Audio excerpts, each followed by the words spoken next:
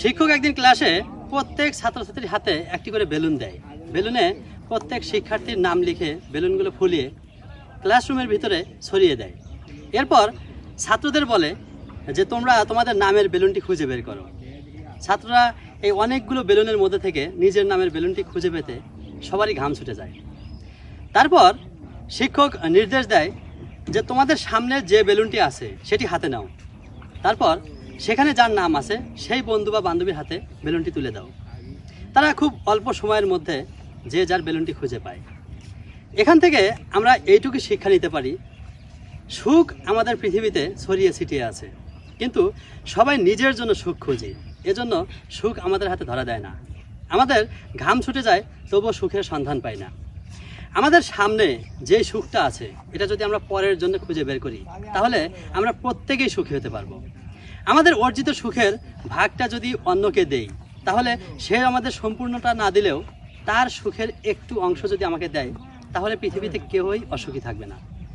আজকে আমার জন্মদিনে ইতিমধ্যে অনেকেই আমাকে অনলাইনে এবং মোবাইল কলে, মেসেজে, হোয়াটসঅ্যাপে বিভিন্নভাবে আমাকে উইশ করেছেন। সবাইকে আমি শুভেচ্ছা এবং অভিনন্দন জানাচ্ছি। সেই সাথে আমার প্রাণ প্রিয় কিছু সহোদর ভাইয়েরা আছেন যাদেরকে সাথে নিয়ে আমি এই জন্মদিন উপলক্ষে আমাদের বগুড়া ধুনটের পৌর এলাকার জিঞ্জিরতলা টু দাসপাড়া রোডে কিছু তালবীজ রোপণ করে গেলাম। হয়তোবা কোনোদিন এই তাল গাছ আমি দেখতে পারবো কিনা বা জানি না এর থেকে আমি কোনো সুবিধা পাবো কিনা, কিন্তু এই যে তাল গাছটা যদি হয়ে ওঠে, এই তাল গাছ দ্বারা এই এলাকাবাসী পরবর্তী প্রজন্ম উপকৃত হবে।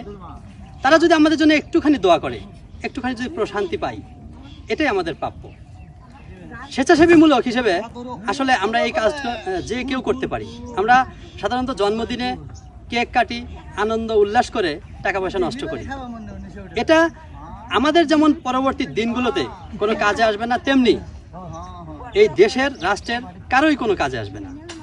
আর আমরা যদি প্রত্যেকের জন্মদিনে কিছুটা হলেও দেশের জন্য কিছু করে যেতে পারি, মানবের জন্য যদি কিছু করে যেতে পারি, তাহলে আর কিছু না হোক প্রশান্তিটুকু পাওয়া যাবে, অন্তত দোয়াটুকু পাওয়া যাবে।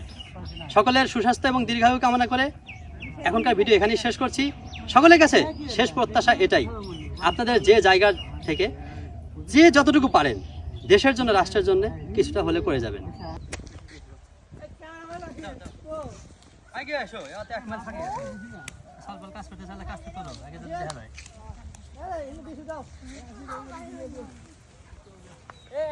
এই গাছগুলো এই স্যাংটা কি দিয়ে দিমু?